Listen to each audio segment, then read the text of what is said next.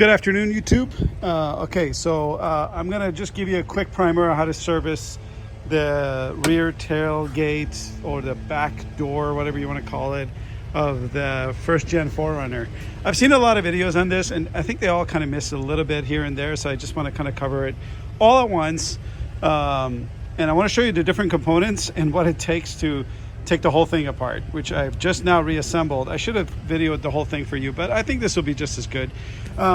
The top part's obvious, right? There is a carpeted panel that you remove with screws. Then there is a metal panel below that, which I've now removed. That has 4 screws. You remove that. Then you've got this plastic layer, okay? If you're really serious about servicing like parts in there, you just go ahead and rip that all off, honestly, because working around it is a pain in the ass.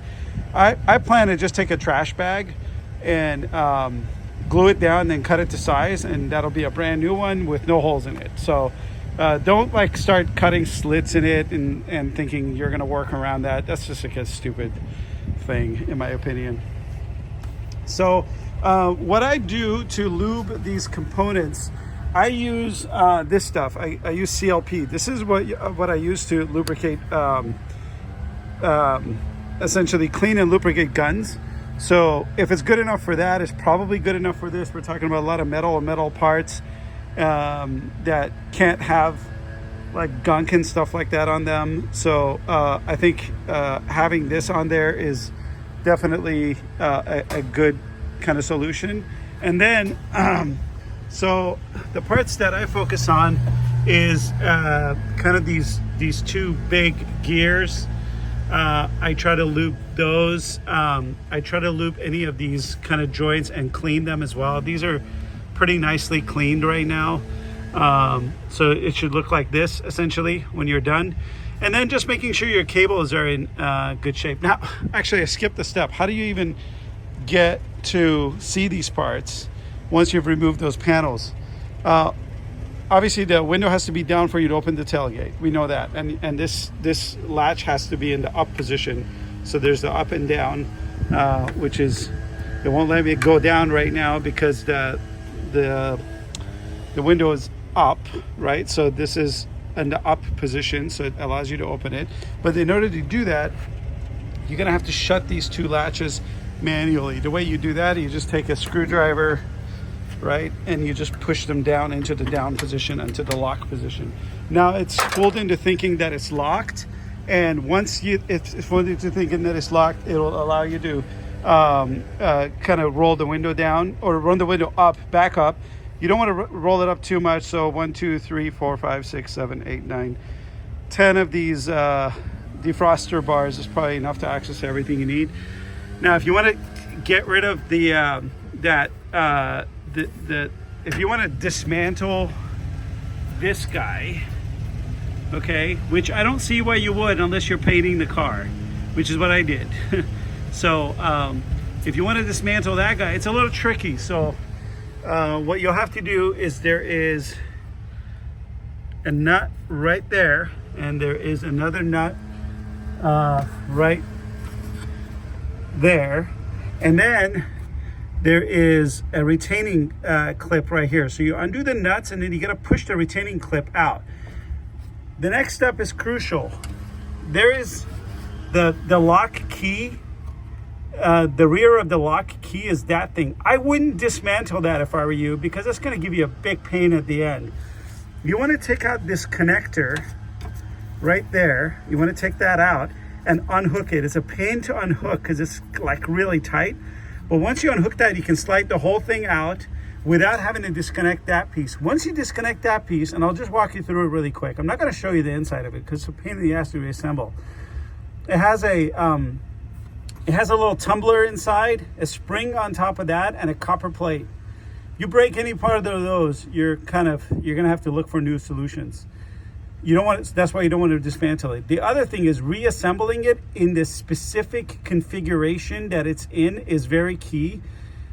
It's somewhat obvious, but not really. I'd recommend take it apart, like take a real good look at it, make real good sense of it before you put it back together, because otherwise you're going to install it back in wrong. If you are going to take it apart, take exact note of exactly how it came apart and be careful that that spring doesn't pop out as you dismantle that. Do not dismantle this unless you're gonna paint the car and remove that back piece. There's no reason to remove that back piece otherwise, right? So leave all of this in place. One other thing I will tell you is this cable, this set of wires here, it's kind of loose inside this assembly, right? It's just like there. Hopefully you guys can see it. Hopefully the lighting is okay. You just want to make sure things are out of the way when the window rolls down, because if it gets caught up in your gear mechanism and things like that, then you've got some real problems. That's a big problem. That's about it. I mean, hopefully that helps you. I'd say the hardest thing is removing this guy, if you decide to remove it. If you're not removing that, the rest is easy. I mean, you can take everything apart, you know, take off the top 2 layers, close the latches, roll the window back up to the point where you can service everything, lubricate everything with CLP or with your favorite lubricants, I guess, and then you know, make the window go up and down a few times. The other thing that I do is I lubricate the kind of this the rubber parts in here with like a silicone spray. I use this stuff. It's a WD-40 silicone lubricant. I don't think it works that well, and if you guys have a better suggestion, I'd love to use it. But it really helps the window go up and down a lot better than without. So that is all. Like, look at this. The paint shop left the wrench in here. I have to return that to them. Once they were done reassembling the top, they left the wrench in there. That's hilarious. Okay. Other than that, I think it's relatively simple. Then just kind of get rid of all the dust. I took a air compressor and I blew out all the dust, and I took a vacuum and I cleaned everything out on the inside. And my intention now is to clean up this rubber glue silicone thing that they have and replace it with my own, so that I can glue down a piece of plastic to cover this back all up. I don't even know if it's really necessary to cover it all up, honestly, but I'm going to do it because apparently there was a reason they did it the first time.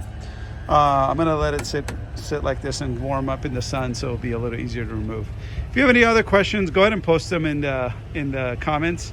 I'm happy to answer them. I think it's key that you know how to do this, because without your, in the first gen 4Runner, without your rear window rolling down, you're kind of screwed. This vehicle becomes a little bit useless. So this really needs to function well. And if you've got a nice functioning one, I recommend lubricating it once every couple of years at least. This one is now in decent order. Let's operate it to show you. So I'm just going to put my key in.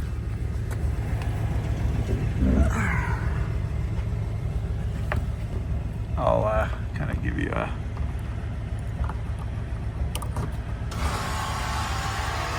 pretty smooth, and then up.